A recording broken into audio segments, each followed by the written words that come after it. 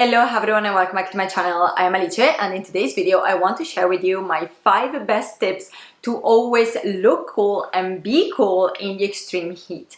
Now I know that a common misconception is that when it is very hot and sticky, we always look terrible and you just wear super basic outfits just to kind of survive the climate.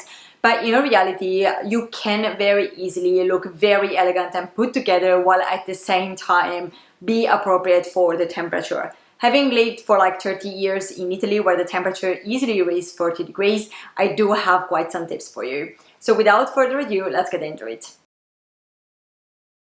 This is a boring one, but fabrics do matter. Now I hope that at this point you know that you should seriously avoid synthetic fibers, at least when it's really hot, because they will make you sweat more, they will make you feel hotter, and they do have a lot of like patches of sweat. It's really not nice for summer. So stick to natural fabric. But even within the realm of natural fabric, not everything is the same. Some fabrics are better than others when it comes to withstand the extreme heat. So for example, silk, that is a fiber that a lot of people recommend, I don't think is actually the best for the extreme heat, because it tends to stick a lot more to your skin, and I personally find it a bit uncomfortable. So I would rather leave it for like the evening or chillier days, but not for extreme heat days.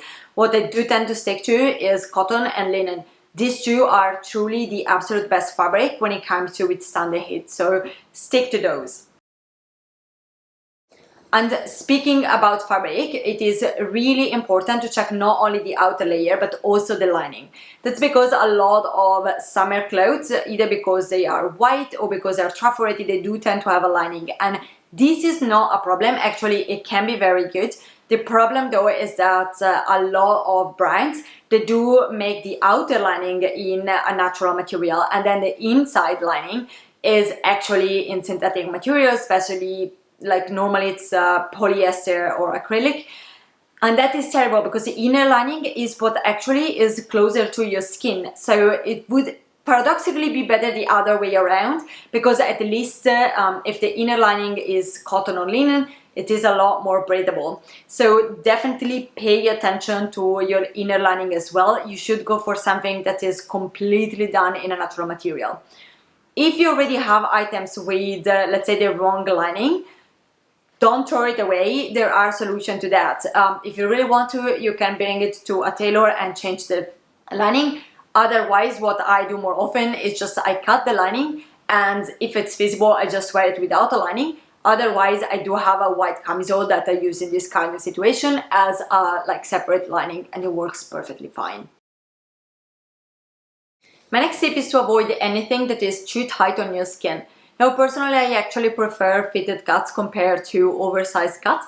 That's just because I am very petite and I find it an oversized style a lot more difficult for me to style than fitted cuts. That said though, when it comes to summer, and especially when it's extreme heat days, I most definitely always go for loose or oversized styles. And that's because anything that is too tight on your skin will make you feel hotter, and it's going to definitely show a lot more sweat patches, so it looks also a lot more messier. So summer definitely is the season for a more like loose fitted kind of style. My next tip is to cover up a little bit more. Now this sounds absolutely counterintuitive, because when it comes to summer we do tend to want to shed layers and to wear our tank tops, our shorts, short dresses, etc. And I understand you, because I am the first one that as soon as the sun is shining, I want to wear my shorts and tank tops. I've been waiting all year for that moment, so no one is going to rob me about that. That said though, what you need to consider is that the more of your skin is uncovered, the more of your skin is exposed to the extreme sun. And this is not necessarily an issue when it happens in a day or two if you have sun cream on, but if it is a prolonged period of time, that can be problematic. Definitely you're going to feel a lot more hotter, and it's definitely not healthy for your skin. I know it sounds counterintuitive, but in reality, you are going to feel cooler if you have an oversized linen shirt compared to if you have a tank top.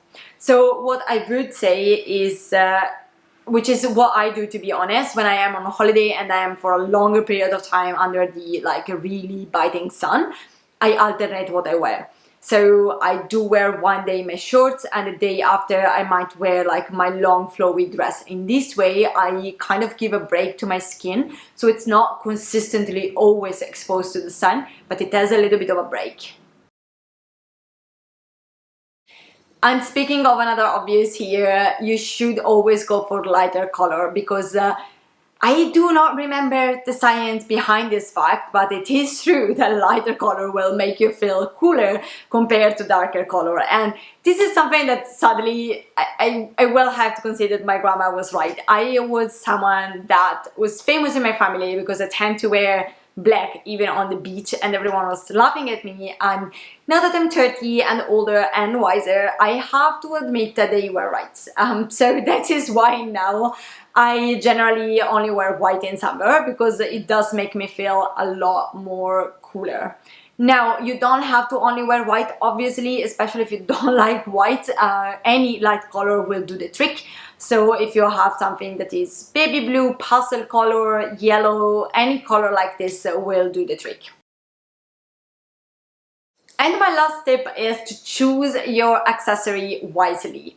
Now, personally, I'm someone that when it's really extreme hot, I do not want to have a lot of accessory, because anything kind of makes me feel very sweaty and it's sticky, and I just don't like it. So my jewelry, for example, is extremely minimal in summer. Normally it's just my wedding set and maybe my earrings, and that is kind of a hit. Yeah, maybe belts, because those are very functional. So what I do instead is I choose accessories that are functional and a fashion statement at the same time. And the main two obviously are hats and sunglasses. Now, when you choose for these items, again, if you want to make sure that they are not just fashionable, but they also protect you from the heat, you need to be careful with what you choose. So personally, I think that like straw hats are absolutely beautiful. But to be honest, anything that has kind of like, how you call it, like a brim, that is wide enough to protect your eyes at least, that's going to do the trick.